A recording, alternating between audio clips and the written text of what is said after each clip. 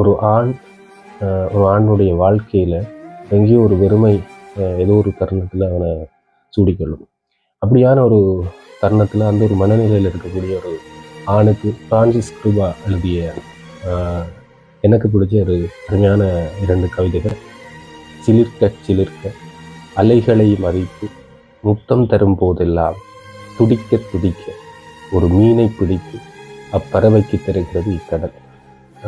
இது மட்டும் இல்லாமல் இன்னொரு கவிதை பாருங்க. முதலில் அண்ணன்கள் கைவிட்டார்கள், பிறகு காதலிகள் கைவிட்டார்கள், முடிவில் தம்பி தங்கைகளும் கைவிட்டார்கள். இத்தோடு நிறுத்திக் கொள்ளப்படவில்லை, இன்னும் தொடர்ந்தது கைவிடல் படலாம்.